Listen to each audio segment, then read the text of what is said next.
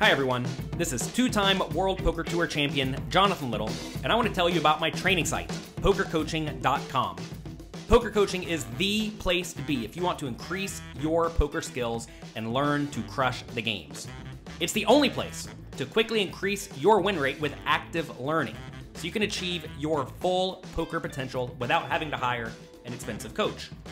Right now, podcast listeners can score a free membership by visiting pokercoaching.com/cardplayer and get access to top training tools like our interactive hand quizzes, our 7, 14, and 30-day challenges, and a roster of elite coaches such as Matt Affleck, James Romero, Burt DraftGanger Stevens, Michael Acevedo, and dozens of others.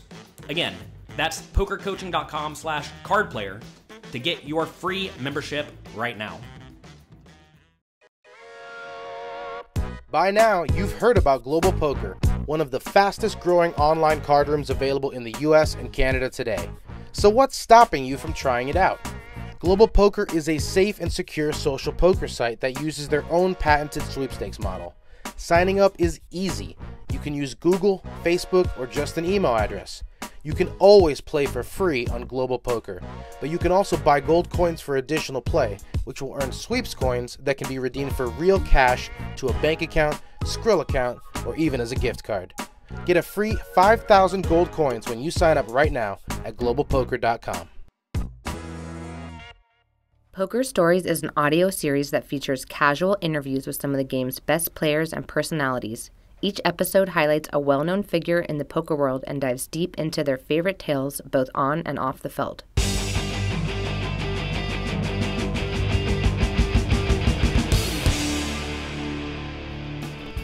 Hello and welcome to Poker Stories, a podcast brought to you by Card Player, the poker authority, and hosted by me, Julio Rodriguez.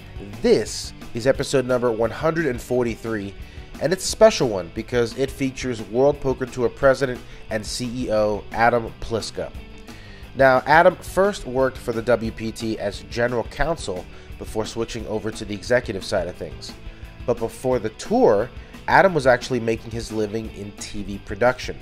In fact, after graduating from USC Film School, he helped develop shows such as Baywatch, Win Stein's Money, and even a reboot of Lassie. Adam decided to go back to school, however, and got his law degree from UC Berkeley. He was all set to take a job in Washington, D.C., working for the Senate Judiciary Committee on Intellectual Property Law, but that's when his friend Steve Lipscomb reached out to tell him about a new poker TV show he was putting together called the World Poker Tour. 20 years later, and Adam is still going strong at the helm. I was able to interview Adam about life and the tour last week at the WPT World Championship at Wynn Las Vegas. The tournament featured a massive guarantee of $15 million, which was nearly doubled when almost 3,000 players put up the $10,000 buy-in. Just a massive, massive success. Anyway, that's enough intro. Here is my conversation with Adam Pliska. I am here with the man of the hour, the head of the very successful World Poker Tour here in Las Vegas for the Wynn World Poker Tour World Championship. Adam Pliska, how you doing? I am doing great. I feel much better this morning. Yeah, $29 million. It's incredible, isn't it? I mean, it's to look out of that, the sea of players out there was just so inspiring, and it was, as we're celebrating our 20th anniversary, we could not have received a better anniversary gift. 2,960 entrants officially, 4.15 million to the winner in a few days from now. When Lance told me about this back this summer, he said, we're going to have a season-ending championship. It's going to be at the Wynn, and we're going to guarantee $15 million. I literally said instantly, I said, oh, that seems like a $2 to $3 million overlay then for the WPT. I was like, I really thought it would be a struggle. Maybe with the right marketing, sure, you could get there. Sure. But to double it? Yeah. Did you ever foresee something like that happening? Yeah, I would like to say that I did because it makes me sound like a genius, but that's, that's not the case. When to me, the $15 million number was calculated by, the success in the past in Las Vegas. And the fact that we were going to put all guns blazing here. I mean, we were going to be working with Wynn. I mean, there has not been a day of meetings in the last 7 months.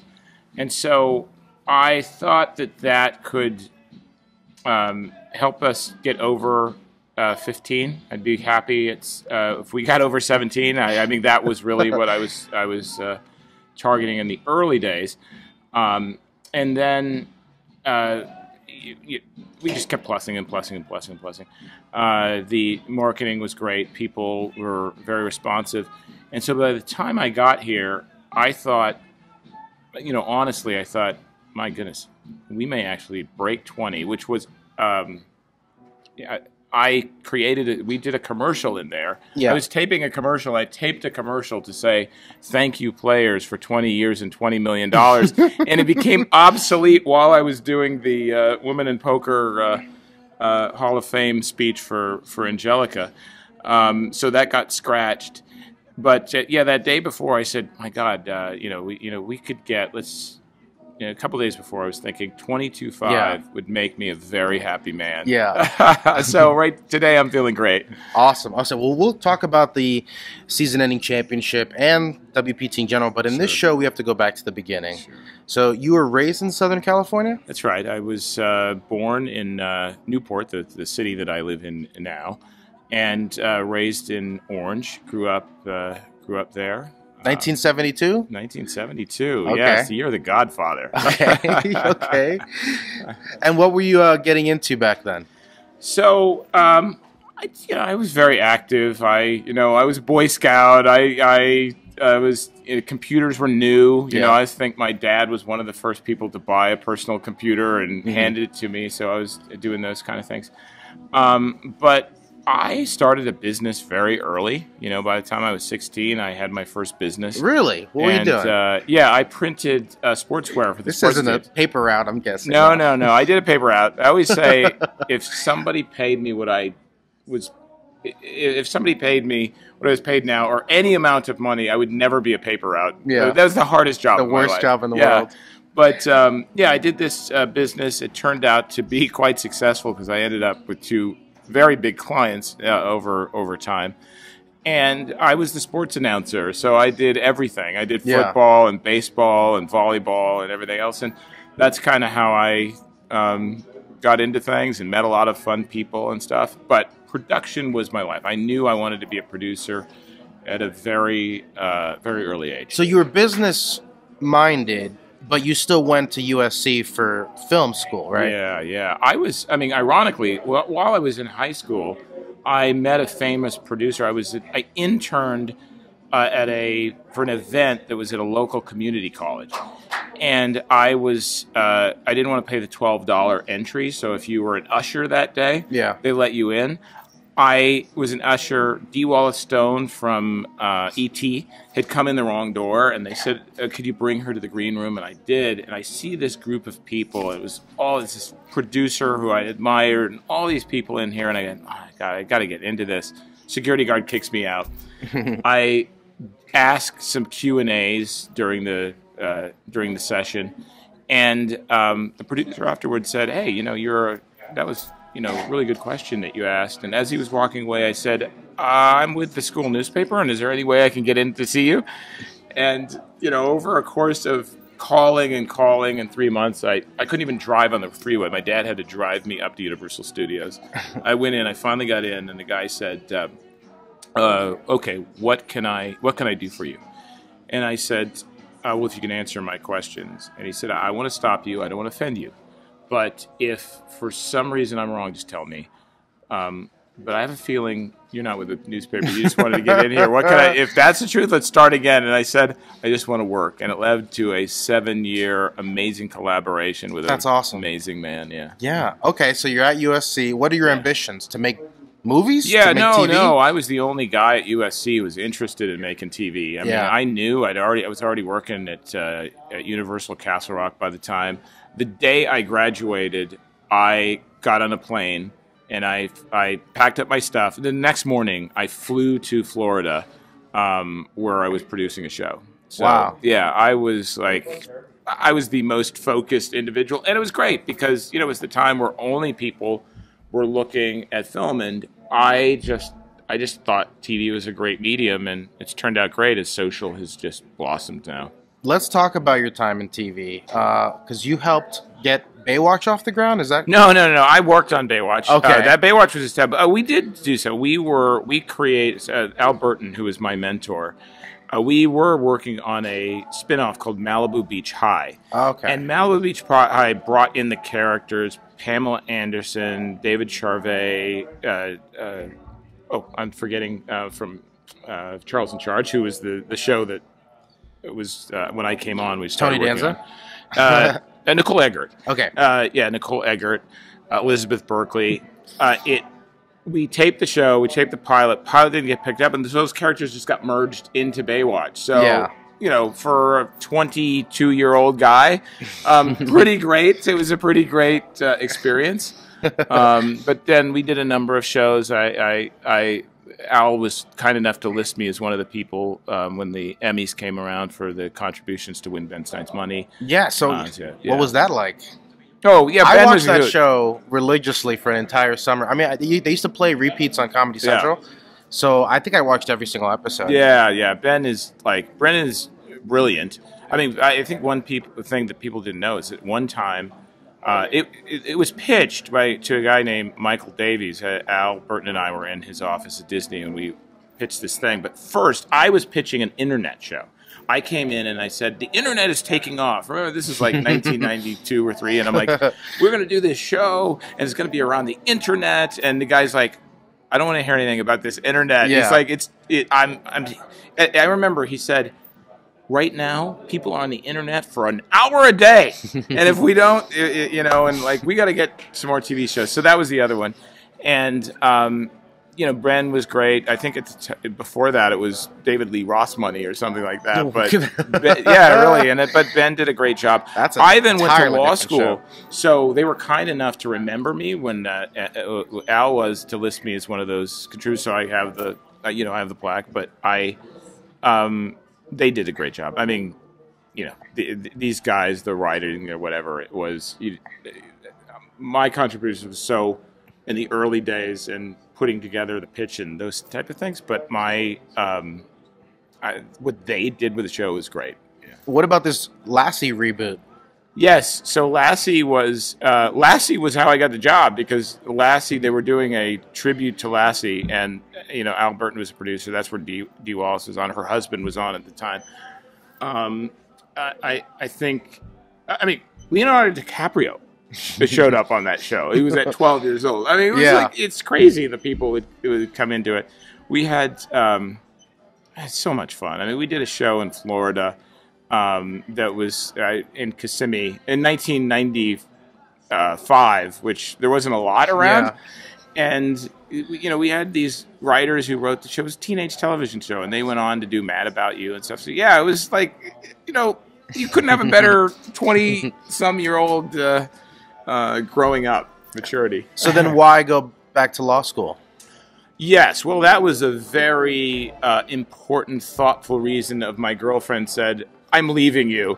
I'm going to Berkeley. And like a, courageous young man, I went, if you go to Berkeley, I'll go to Berkeley. I mean, it really was that crazy, because I think you followed a girl to law school? I know. I did. But into a career. Yeah, well, what happened is, it was long distance, right? Mm-hmm. So things were very expensive. She was in Sedona. She'd come out. She was staying there. So she was great, like helping out and accounting and stuff. But my parents were like in shock. Like, you're doing what? Most parents want you to go to law school, be a doctor, or whatever. But I had figured out how to make money in production. Yeah. And she's like, no. She said, I'm just going to Berkeley. I want to go, and I want to go. I need to get my life in order, which obviously she was the rational one. Yeah. And I'm going to go to Berkeley. And I just said, yeah. I was like, if you go, I'll go to Berkeley. And she's like, what are you going to do? I'm like, I don't know. I'll study history or law. And I'm glad I went to the second, because law had to do... I rationalized it, saying, I know production. Maybe if I know more about how contracts are made or whatever it is, it might help me in my production career, which has been true in many, many ways over the time, and it's helped me greatly. I am still an active lawyer, even though I have a legal team. So, So how long did that relationship last? Till almost the end of the last week of being at Berkeley. Okay. Yeah. So we've known each other for many years, but you never know where inspiration comes, and sometimes you just follow the path of life. Now, were you supposed to take this job with the Senate Judiciary Committee right out of school, or did you have other law jobs? Let's see. I had been at, I'd worked at a law firm, Sonnenschein, Nath & Rosenthal, which is now Sonnenschein Denton. And I was recommended for the role of the leading IP counsel in the Senate Judiciary Committee. And I went to D.C. It was very cold because I grew up in Southern California. I'm walking around, and I am balancing the idea that it's quite cold. And I get there, and I get the job. I mean, I 100%, I get the job, and they're so busy. What's the job entail? It is leading IP. So you're doing you're preparing the senators for all the legislation related to IP. So it's a pretty, substantial thing. Yeah. And Steve Lipscomb calls basically. Steve had produced Wynn Stein's Money and turned Ben Stein on after. So I left and he came in and actually did production. He said, you want to come in for like 3 weeks and do some legal stuff. I had a little time, so yes. So 3 weeks. It's kind of pushing it. Still not going back to DC at the time. And then Lyle Berman says, look, I want to bring this thing public. And I had to make a decision. Am I going to stay in this thing? And am I going to be a general counsel for a poker company, which that doesn't mean anything. Yeah, what is that back then? Yeah, that means nothing. It's just, it's just crazy. Or am I going to go to the job that will absolutely guarantee me I'm going to be a judge, right? And I don't know, maybe the temperature difference and just the idea of it was entrepreneurial and we jumped in it, but I did it, and that's it. And you got to stay home, too, which is the best part. Yeah. I had known that you had risen through the ranks, I guess you could say, at WPT, but I didn't realize you were there from day one. I mean, technically, Steve had been working on it before anyone knew about it. It was 2002, I think, is when he did his original pitch, and it went around. Everyone said no, except Lyle Berman. But I came in 2003. I'd been talking to Steve. Steve would call me and say, "Oh, we got this show," and I'm like, "Where's your distribution?" He hadn't had any distribution. It sounded so. I used to make fun of him. Well, I'm like, "Oh, you're still working on that poker tour where you got the distribution?" There's no distribution. So, I was there at the beginning. So I did all the contracts with the casinos. Yeah. We did 10-year agreements with the casinos. Well, legally speaking, that's the Wild West, kind of, right? Putting gambling on television wasn't exactly a common thing back then. And every state's got completely different laws and gaming regulations. So it was crazy. And during the time, remember, the Department of Justice had seized the funds of the Discovery Channel. So it was the creation of .net. I was just talking to Esai, because all of the online sites were sponsoring us at this time. And Department of Justice comes in and they seize the money at the Discovery Channel for some of the money. I think it was Party's money. And the first time, everyone is freaking out. All the online sites, because they've committed a lot of money to us. And are they going to get their money back? They have all this stuff to be .com sponsors. And I get one call from Esai Scheinberg. And he says, "Oh, wait a minute. He's not bothered. He's very calm." This is the head of PokerStars at the time for the listeners at home. And our new, and we just announced he's going to be the new WPT Honors inductee. That's right. That's right. So he says, maybe we, think about, is there other ways around this or whatever? And normally your response when the government is coming in is like, probably not another way. But he says, what about this we do a .net? And the first time I never heard of .net. Of course, .net strategy completely takes over in the U.S. after that. Of course. What were they envisioning for the World Poker Tour back in the day? Because it almost seems like they took more of a game show approach to showcasing it, right? Yeah. These 6 people have gotten to the final table. Yeah. Now there's big money on the line. Yeah. Yeah. But you also had the personalities back in season 1. Uh-huh. So I'm wondering, what's the product in your eyes? Is it the personalities at the table? Is it the money that's up for grabs? Certainly. Is it the strategy behind the game? Well, to Steve Lipscomb's credit, who created the World Poker Tour, it was a lot closer to his vision of his plan of what has become. Mm-hmm. But it took, 20 years over here to finally get that. I think in the plan it said something like, we want to be a poker Disney. And I think what that referred to is it's a multimedia, there's many touch points. And, but of course, the big awareness came when one channel and one channel only, every one of them rejected it, put poker in prime time. And Steve really focused on what, the World Series had. You could watch World Series on TV. No one was watching because it was just a camera out there looking. I mean, it's just a floating camera. Yeah, it was hard to interact. With Steve, not only did Steve bring in the whole card cams, he created the way. In fact, there was a patent related to this. The way that the information was displayed, that the viewer would engage. And I really think that that's a little bit more complicated to say than the whole card cams. Right. But that is really the heart of what I think caused everything to go crazy. So that was the only way we were making money at the time. I think, 90% of our money was coming from that, which fast forward 5 years later was horrible because all the online sites got into TV and gave away them for free, and then suddenly we had nothing. Right. But we did go public, so we did have a little war chest. Right. Yeah. I'm wondering, for those who don't know, listening at home, can you explain just how the WPT makes money? Yeah, sure. Because, back in the day, there was the fee that they still pay a fee. Yes. The casino pays a fee to you guys for the branding and licensing and being part of their tour. Exactly. But I remember back in the day, there were rumblings that the TV contracts weren't even covering the production costs. You remember. Yeah. Definitely. That's definitely the case. So if the TV show isn't making money, how are you making money? I came in. I was a general counsel for 7 years. So until about a year or two after I came in, the company had never made a profit. Yeah. I mean, it was a very long time before it was only 10 years before it made a profit.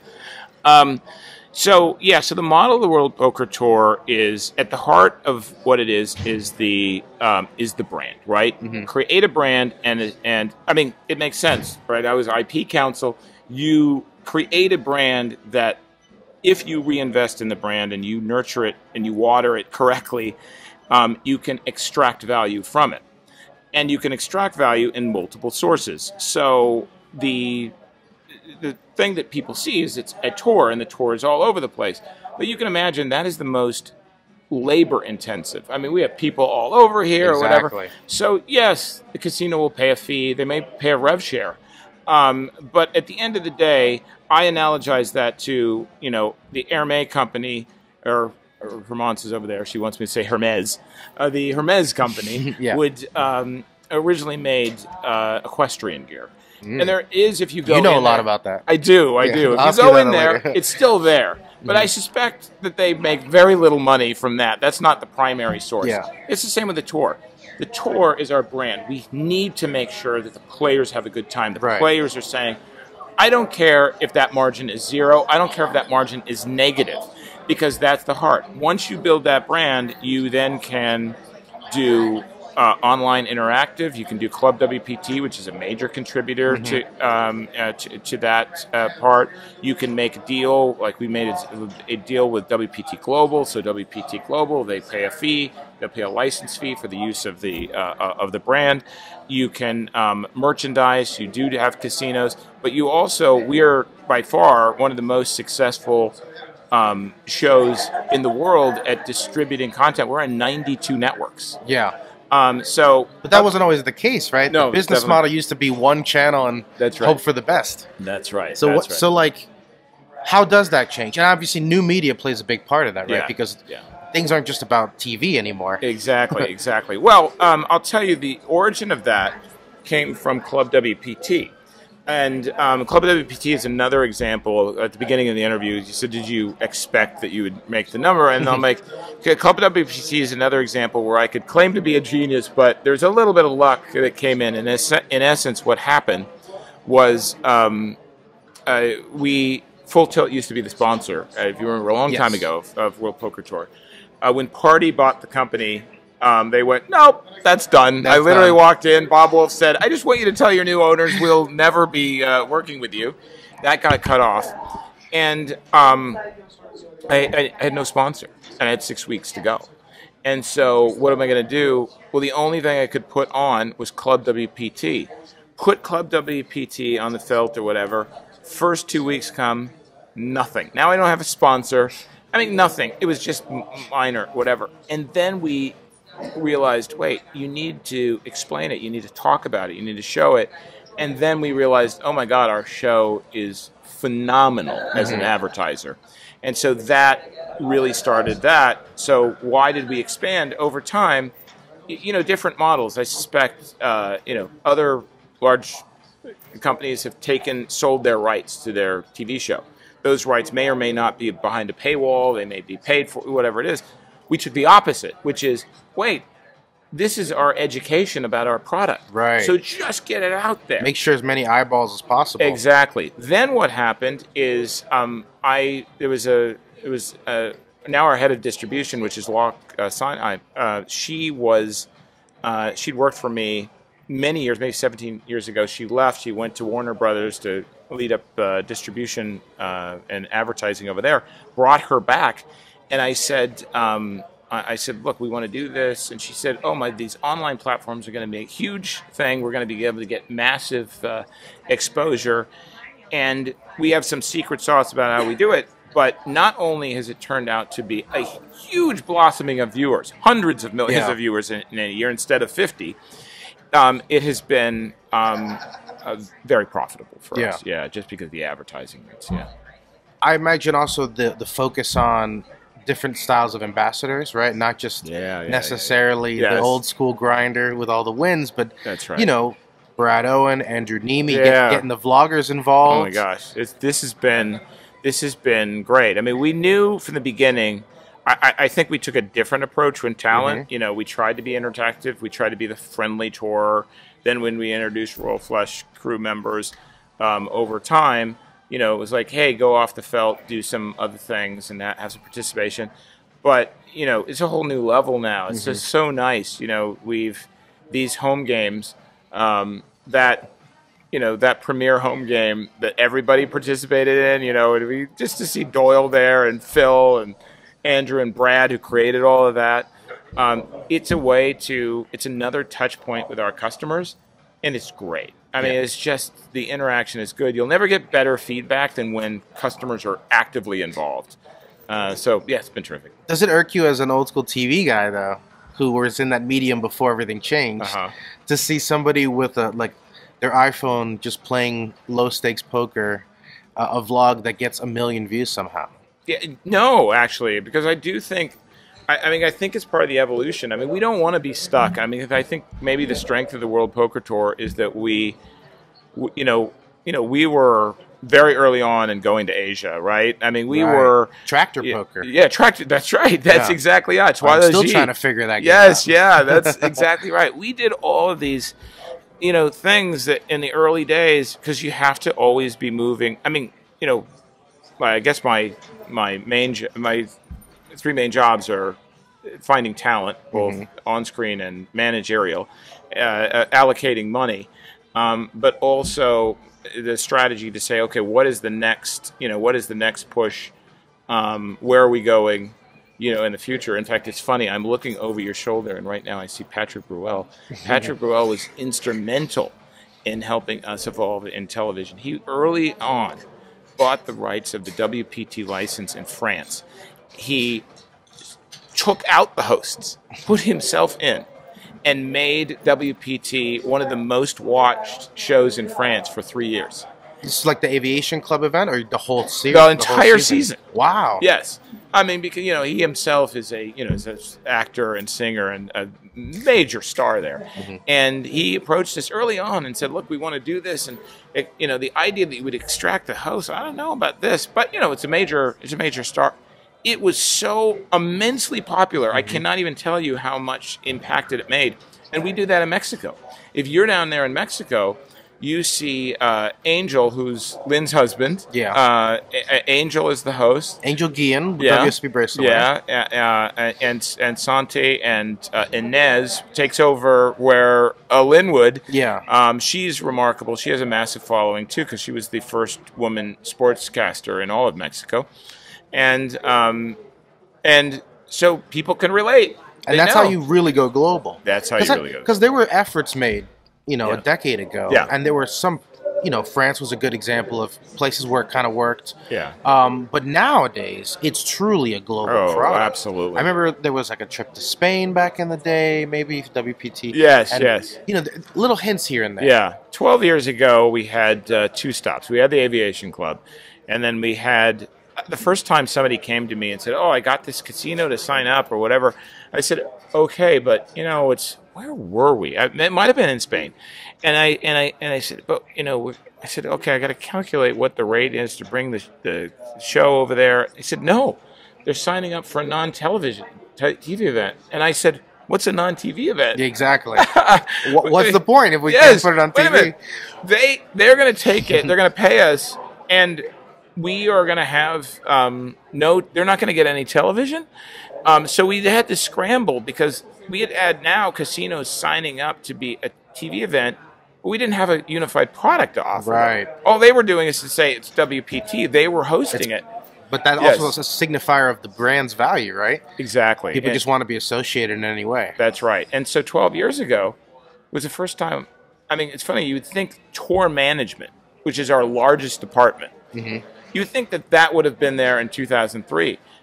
Tour management did not exist until 11, 12 years ago. Right. Because all we did is we would send somebody from the PR department to an event. I mean, and the production. And if there was no production, we sent one PR person. Yeah. I remember those days. They were fun, but you could have gotten a bigger audience for sure. Yeah. Well, let's talk about competition, right? Yeah. So, how do you view the other big dogs in the poker tournament space? Obviously, EPT probably shut the door on you guys to go more internationally than you wanted. Yeah, and you saw John Duffy here. Exactly. Yeah. And then you got WSOP, which everyone's kind of held hostage until they released their schedule in the summer. Okay, you guys for a while didn't even bother to play in the space. Do you guys view them as rivals? Is there like a competition? Well, I mean, I think that everybody, in a sense, is rivals in that you always have the healthy competition if you want numbers and you want player good response and everything else. But I will tell you, it is a very symbiotic relationship. I mean, when PokerStars was having an issue and people were going, "Oh, this must be great," because we were owned by Party at the time. In my mind, I just calculate how much marketing dollars promoting poker is out there in the universe. Right. Now, we were not writing checks, but we had a television show that was the equivalent of checks, right?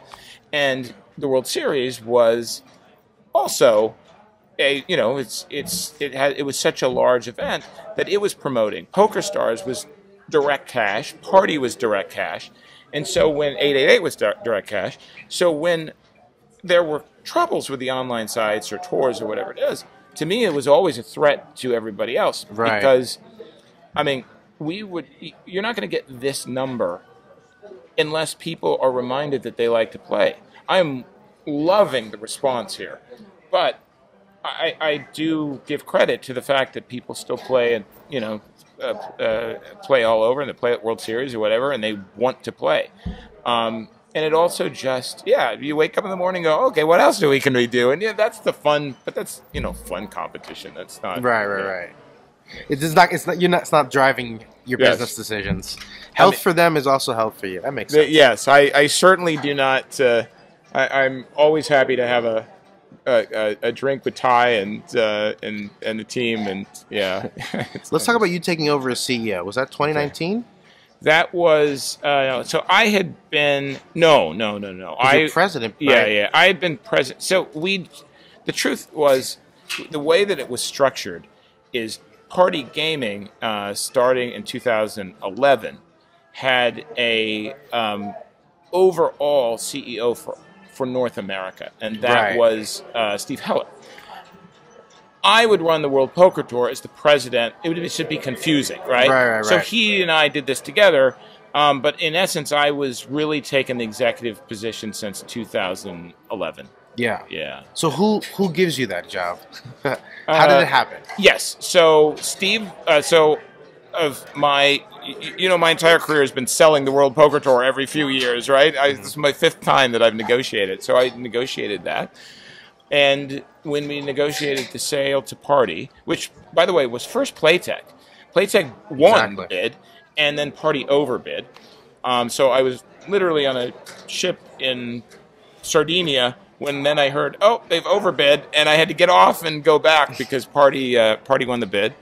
And at that point, Steve Lipscomb retired, and I knew at that point, I talked to Jim Ryan. Yeah. You asked who? Was Jim Ryan was the CEO of Party. Mm-hmm. But do you have to sell yourself at that moment? No. I mean, it was clear. Steve and I worked on. I mean, I hired early on a great general counsel. She wasn't a general counsel at the time, but she became the general counsel, Alison Hushek, who was much better at the meticulous stuff and the regulation stuff. I was very broad-minded, strategy, business. And so Steve and I kind of worked hand in hand. So I think it was pretty clear that would happen. I'd known Jim since the days of Absolute Poker. And I flew to Gibraltar, and they made me an offer, and that's how it played out. How bad was the panic when COVID shut everything down? Yeah, it was pretty scary. We got our first hint of this in the Philippines. Players started to go down. We were hearing this thing that was going on. It seems like this flu or something that's affecting things, and. Just if you jump forward 12 months, we went from 65 events the year before, 2018, to 5. Man. So those things were becoming very apparent to me, and how this was going to affect things. Of course, we were all, now we look in retrospect and we have an idea of how it turned out, but we were all like, there's no toilet paper in the shelves, and people are going crazy, and this might be the end of the world. Yeah, where does poker fit into this even? Yeah. What is that? What's going on? Although I will say on an investment, that I did make an investment into William Hill during the time, because I said, you know what? Either the world is going to have sports again. Yeah. Or we're not going to have to worry about my money. Exactly. It's kind of a free roll, really. Yes, yeah. We all die or become richer. So. Yeah, so that did work out. No, it was scary, but we immediately took actions as if it was going to be very, very, very scary. I did think, there's no sports, so linear television is going to need more poker. Mm-hmm. That, ironically, did not play out. What happened That's what I would have thought, too, right? What better content when there's no other live TV to play? I really need to get better at revisionist history, because it would make me look much smarter. So what happened is, if you were watching sports channels, people went, there's no sports on it. Yeah. So they stopped watching, right? They start cord cutting. They start going on an online site. But then... That's what I was watching old golf events on YouTube. That's it. You were the profile. So what happened is, I had mentioned we had brought in somebody who had worked for me before, who was pushing all the time. We got to do these online platforms. And of course, we start blowing up on these online platforms. And you're getting 100 million more people that are coming in. Yeah. And then by the time the linear starts to captive improve, audience. we made up everything. In fact, it was by the end of the year, it had gone from, we need to be very concerned. We need to be slimmed down. We need to be to it had been our most profitable year. Yeah, that's crazy. Yeah. That's crazy. All right, some rapid fire questions here Okay. to close things out if you're ready. Let's talk about the equestrian side of you. Yes. You still ride horses? I'm looking at Hermance Bloom, who got me into it. She was, we were in London. She's over there with Patrick. We were in London at one point. I wanted to have a meeting. I said, "Oh, you like to ride horses? Why don't we do that?" She took me to Richmond Park. I went, "Oh my God, this is amazing!" Mm-hmm. I found somebody in Newport who to be my coach. No fear? It was crazy. Yeah, you're a little bit. I mean, it's 1,200-pound beast, but I'll tell you who's not scared: 12-year-old girls. 12, these kids who clean up the stables and whatever it is. I show up one day. A kid says to me, comes up to me, looks me up and down, says, "Have you been riding for a while?" I said, "Oh no, it's just maybe about 4 months with Stacy." And she went, "You look pretty athletic, but I think you need to go to a few more shows." You're getting trash talk from them. But yeah, so after a while, wanting to keep up with the kids, your fear subsides, and then you start to enjoy it. Do you own a horse? I lease a horse in the back bay in Newport, and so I just ride around the bay. So how does that work? Like, is it like 3 years or the mileage? How does? Yeah. The warranty is okay and stuff like that. The oil is the worst. No, you just because I travel so much, it's not fair to just keep. You need to have someone who's giving the horse vitamins and food and taking care of him, but you just need access to ride. So that's really. It's like a property manager for your animal. That's right. How much poker do you get to play? Not much. The idea that when I started the World Poker Tour, I had never gambled. I had never put a dime in a slot machine. Really? I'd never done anything. Didn't appeal to you, or was it other No, reasons? it's just I think I was just like crazy, super high focused person. So whatever it is, OCD. That's what it is. I'm sure if I had gotten into poker, that's the only thing I would have done. That's the only thing you would have done, yeah. And so, but I ended up looking at it from a philosophical point of view and a business point of view, and I went, "Oh my God, this is brilliant," because I recognized, having been a business person since I was 16, that wow, this is going to be like one of the things that we teach, in schools and stuff is about how to succeed and how to win. But as you know, in poker, like you're losing more theoretically. You're losing more hands than you're winning, right? Well, that is life. Like we don't do enough. We don't focus enough about loss control and failure control.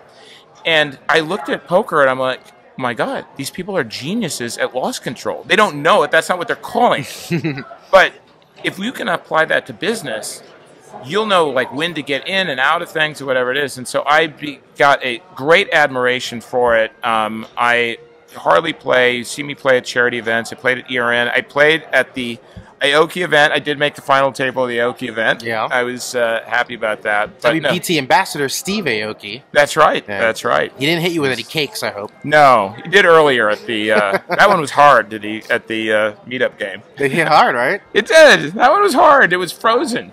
I don't think he knew it. Cake? Yes, he didn't know it. And he went, "Did I break your nose?" I'm like, "No, I'm all right." I saw a video go viral online where he launched a cake, must have been 50 yards away, hit a guy square in the kid in the wheelchair who wanted it, square in the face. Wow. It must have been 30 rows back. Wow. I couldn't believe it. I was incredible. But yeah, this is what they pay for. Yeah. Okay. And obviously, he's been showing up at meetup games. Yeah. We've been using his house and sending people over there. It's been awesome. What is your most prized possession? Let's see. My father was a sheriff. My grandfather led Newport Beach Police Department. My great grandmother was the first police woman in Orange County, and I have all three of their badges. Oh, yeah. No impersonating though. What's that? No. I had no interest in going into law enforcement. Yeah. That's still cool though. Did the bags change much over the years? Yeah, it's a little bit different. Like it's but it's still still nice. Yeah. If you started a band or a musical act, what instrument would you play? Oh well, I played the cello. Yeah, and I played the cello because I reached out when I was a kid. We had a violin, but I couldn't really afford to play cello. I didn't want my parents to sacrifice for that. So I'm on a plane one day. I see a documentary. I'm like, you know what? That's what I can do. You know what? I want to go play the cello. I had a cello made for me. Okay.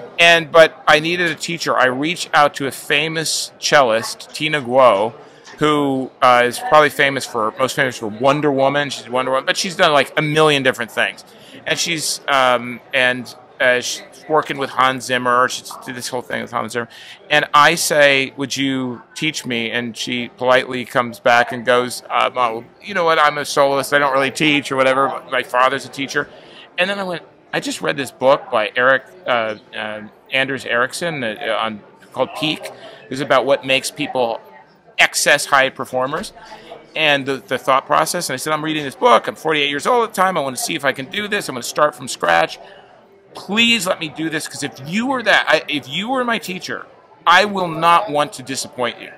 So for a year and a half on Zoom, that's it. So 100% I'd be playing the cello because I play the cello now. That's awesome. Yeah. I think people can take a lesson from this listening of your mindset of, I want to do something, I'm going to go to the best there is. Yeah. You know what I mean? Yeah, and get rejected. The same way we did with your intern in film That's school. right. That's right. Yeah. So there's always a path.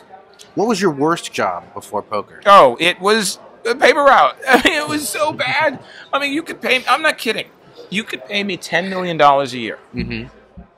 I would not accept $10 million a year. Too early. Yes. Probably too cold. Oh, yeah. Depending on the time of year. I remember, and there was like a cute girl, and I took a paper route from her, and my dad didn't want me to, on the weekends, to do it all by myself, so she did it all herself, but my dad had to come with me, and then you'd wake up at 4 in the morning, and people would be pissed at you. Yeah, it was not worth it. Okay, what was your largest non-poker wager? I know you said you hadn't placed a bet before. Yeah. Non-poker wager. Oh, I'm going to give you it is not poker, but it is connected to someone you know. Okay. It's Antonio Esfandiari. Okay. So I am at the SLS Hotel with Antonio Esfandiari and some other people.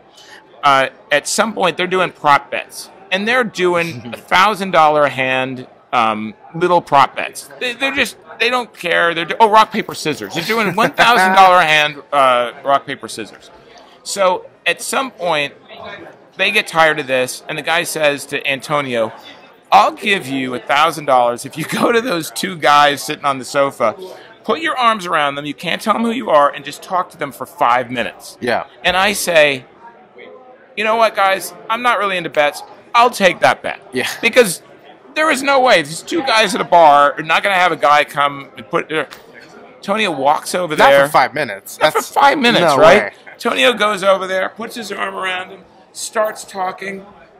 They are chatting away. I lose $1,000. I'm so pissed.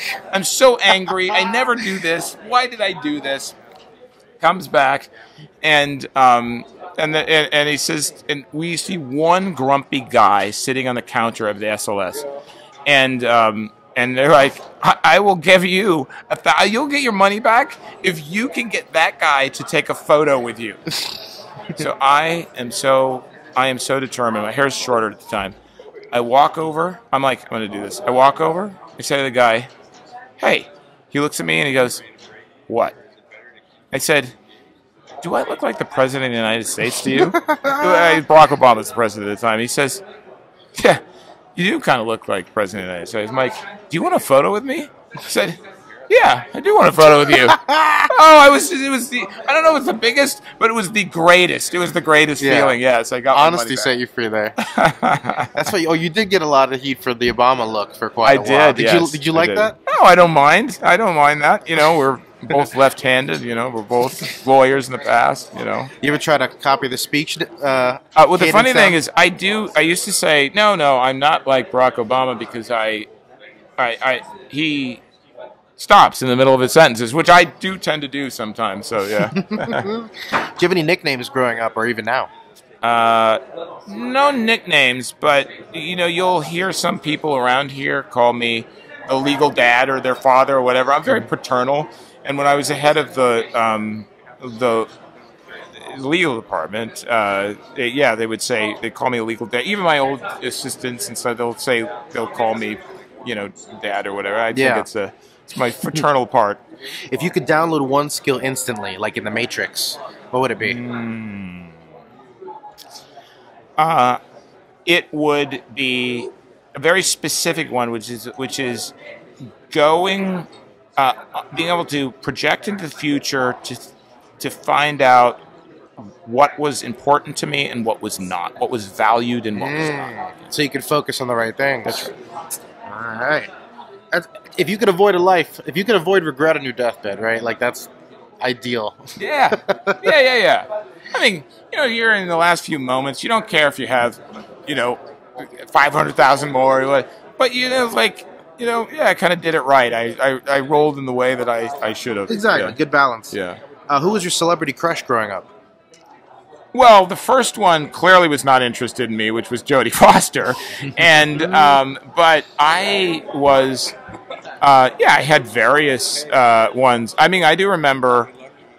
I won't say growing up, but I have one that was related to my early days of the World Poker Tour. I was enamored with Angelina Jolie. She's come up quite a few times on this question. Yeah, she at some point the outside counsel for World Poker Tour. I'm telling him, like, oh, yeah, I love Angelina Jolie, whatever it is. A couple of years go by. Now, I'm with the World Poker Tour for maybe 2 years. And I get a call from this guy. And he says, Adam, I'm going to ask you a question. I know what the answer is, and I don't want you to be offended. But I did say, it's just too ironic. He's like, I now represent Angelina Jolie, and she needs an assistant, a live-in assistant to live in the back house. I know that's not something that you could possibly do, but that's I just hilarious. had to put it out there. And literally for 5 minutes you got to consider it, yes, right? Yes, before I projected in the future and went, probably not good for the home life. Such a step down pay-wise, probably. But man, that would be kind of fun. Yes, exactly. All right. Who are your 4 players on poker's Mount Rushmore? Oh, okay. Get ready to offend some people. Yeah.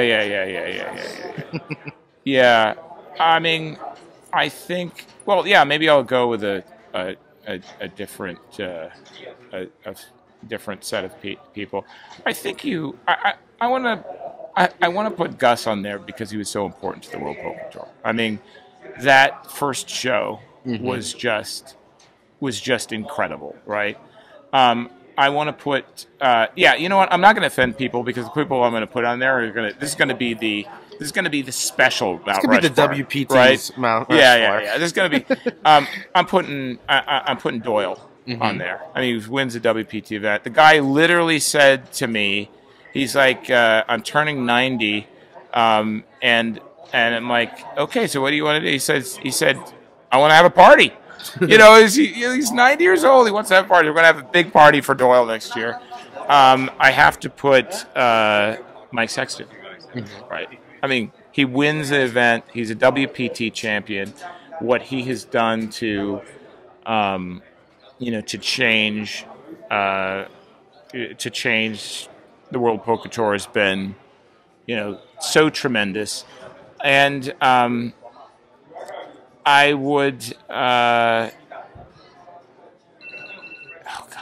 gonna tell another story afterward. I mean, I do think if you like, I'm gonna take the one with Gus, and it's gonna change players, right? I'm gonna project different things. Like, we'll put Darren Elias up there at some point. We're gonna put Brian Altman up there, so we're gonna put different people.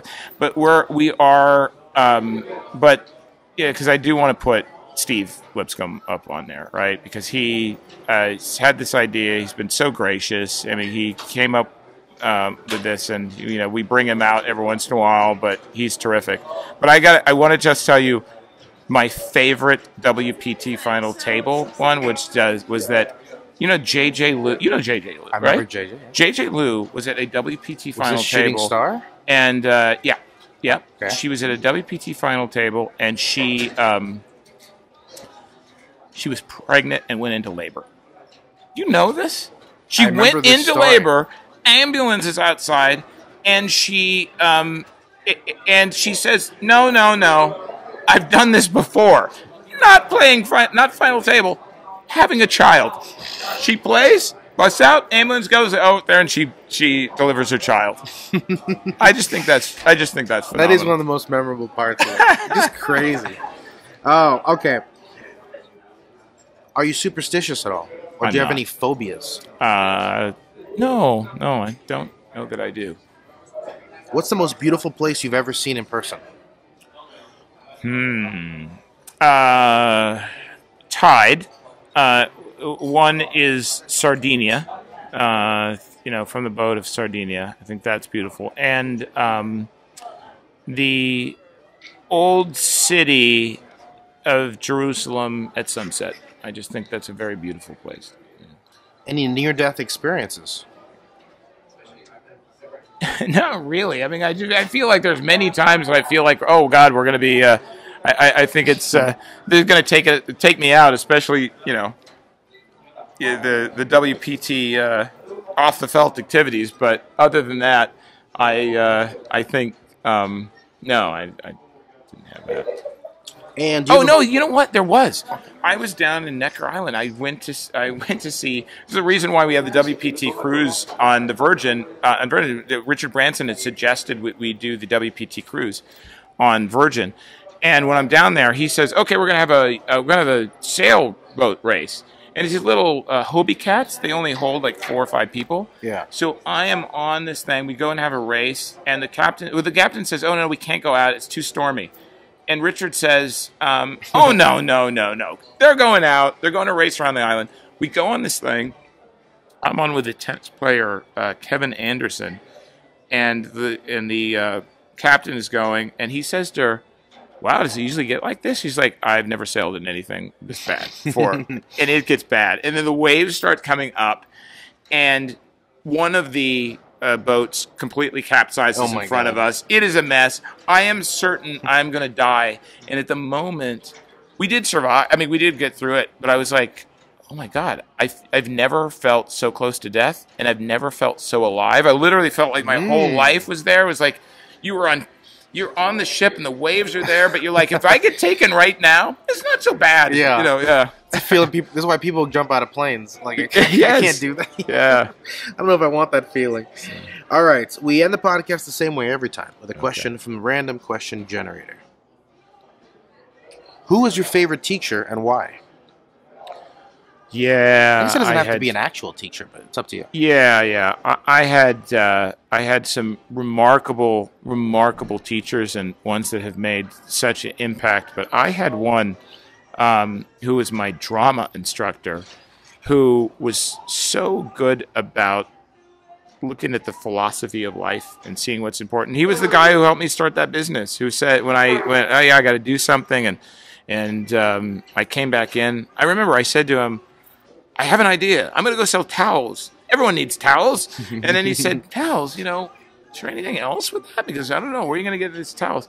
And that led into the sportswear thing and everything else. But he was so encouraging, and he represented to me, looking at life very philosophical, looking at your failures, not looking at failures as if, oh my God, you're wiped out, it's the worst thing in the world, but rather to look at these things like it's just all part of life. I mean, It's just part of the overall journey that you're on. So you did some acting, huh?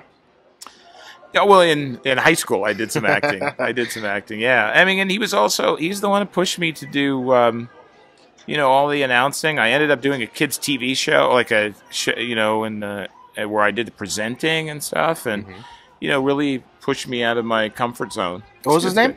His name was Paul Woods. Shout out to Paul Woods. Yeah. And shout out to all you listening at home. Thank you so much for come on the podcast, Adam. So good to be here, and thanks for doing these. Thanks for coming out to the WPT Championship. And you guys were great hosts. Awesome. Let me tell you, I like seeing it. Awesome. Okay, I'll see you at dinner tonight. Dinner tonight. There you go. Okay. All right. Okay. That's it. That is the show. Thank you once again to Adam for taking the time during a very busy week for him down at the Wynn. Depending on where you live, you can check out Club WPT if you want to play online, or visit worldpokertour.com to see updates from current events or to find upcoming tour stops. So far, the first half of Season 21 has already been announced, with events at Thunder Valley Casino, the Seminole Hard Rock Hollywood, Choctaw Resort, and Gardens Casino. You can find Adam on Twitter at Pliska007. You can find the World Poker Tour on Twitter at WPT. And you can find us on Twitter at CardPlayerMedia. If you liked the episode, please subscribe and consider leaving us a nice 5-star rating or even a review. Thank you so much for listening.